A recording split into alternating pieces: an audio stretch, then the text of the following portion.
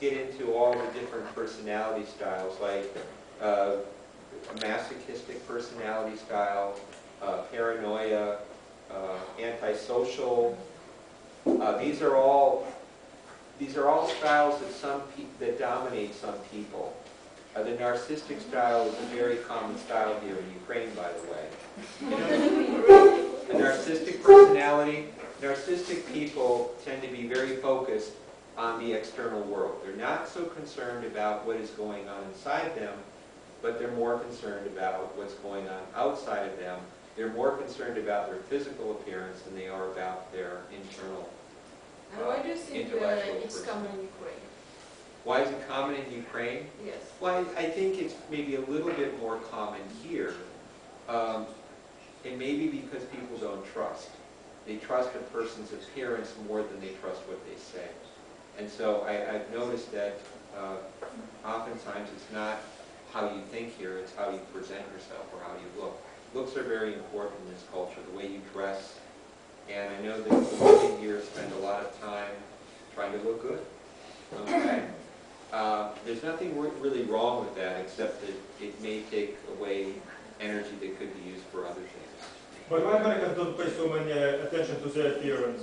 Because I was really surprised about Americans' appearance. Well, they're more concerned about their mental state. They're more concerned about their spiritual state than they are their physical appearance. There's only so much time we have, and Americans would rather dedicate it to improving their mind than looking good. It's just a cultural thing. Yeah. And we were talking about dealing with depression and getting action, doing a walk, for example. And I think that I don't know the name, but Alexander. And Alexander said about scaring a person who is trying to control you. And I think that when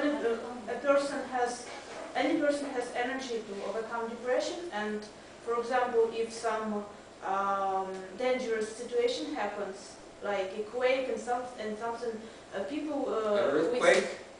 Earthquake, yes. Yeah, I haven't heard one here in Ukraine, but maybe there would be one. Or a flood.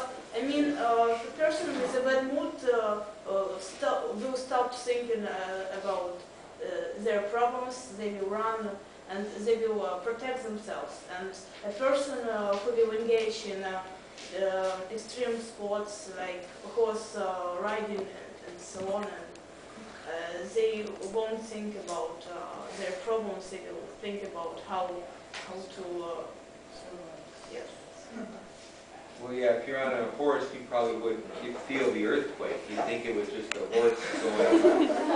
Yes, and a horse will find out that the person is not controlling, is not ruining the horse. And the horse will take advantage and do whatever they want. And that's called animal therapy. I'll have to do some. I would love to do therapy on a horse. It would be just great. Actually, there was a movie called Horse Whisperer where actually they were dealing with a horse that was had a trauma. Okay. Okay, but you make a very good point. There's so much, guys, that we didn't get to today. I would have to spend, many, many hours with you guys understanding this deeper material, but I think you guys got the gist of what we're talking about. Maybe I threw too much material at you today, but one or two more questions, would that be okay, Anna? Or then we probably have to go. Is anybody? Maybe last question. Yeah.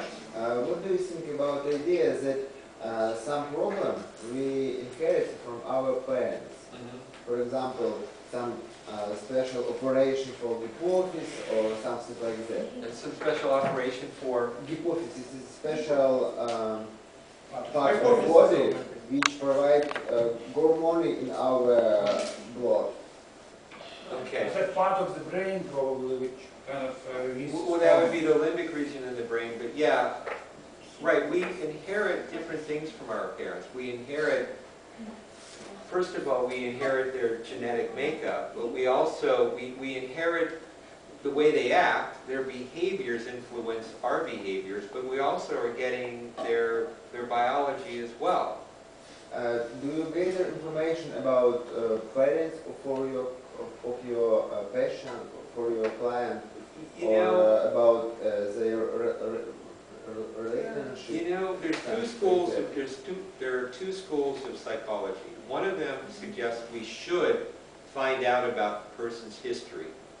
And there's another school of therapy that says what happened in the past is not important. We just will focus on the here and now.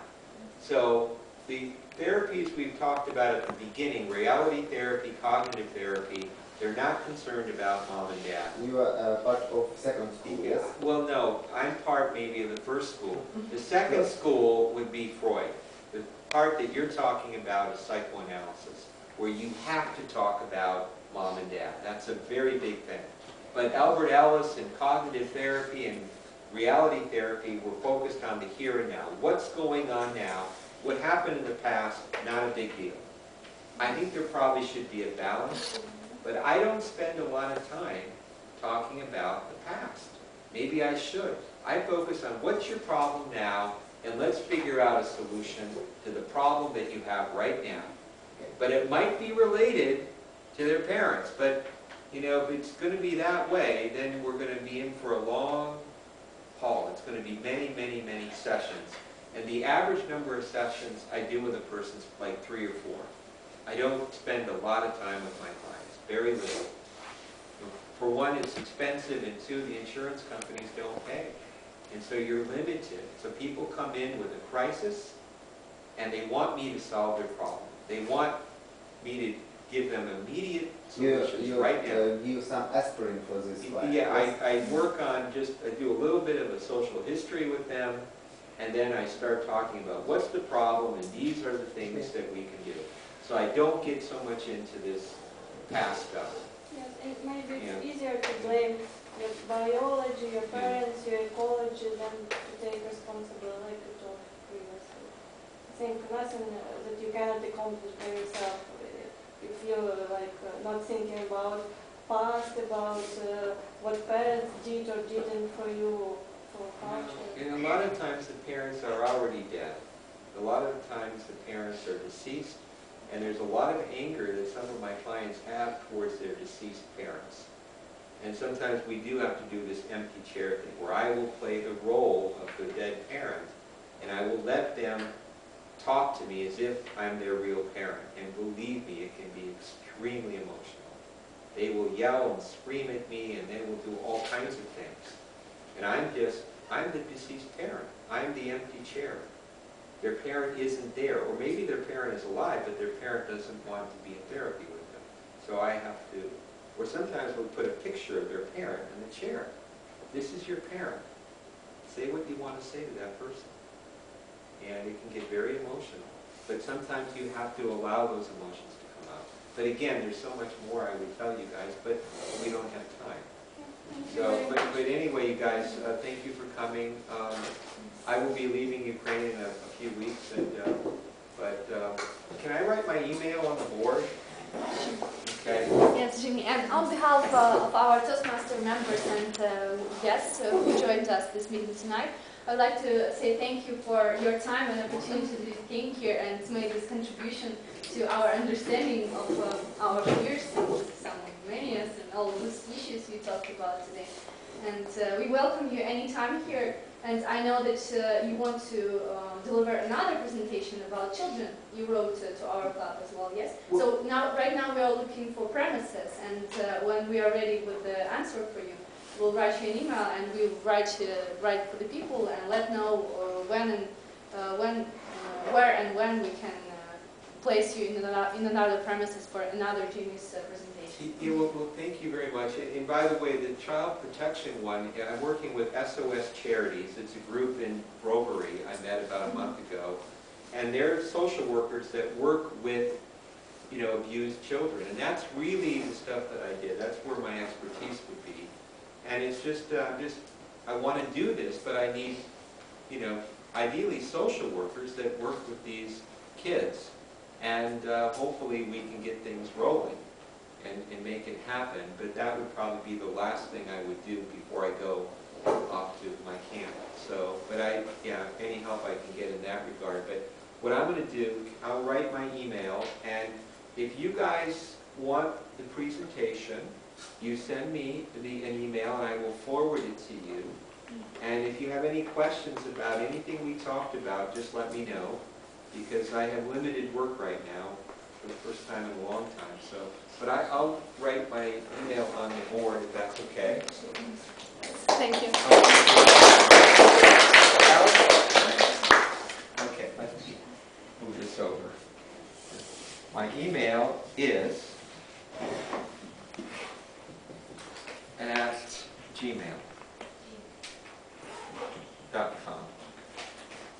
Okay, it'll be jhkylewis@gmail.com.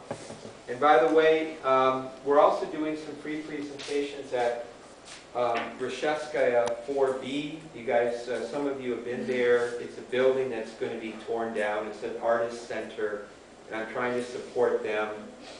And we have a couple more presentations there. It's absolutely free and open to the public. We've had some pretty good talks. Masha's been there, and Anya's been there, and a few others have been there. Igor's been there a few times. So you guys are welcome there too if you want. We talk about different things. So. Next,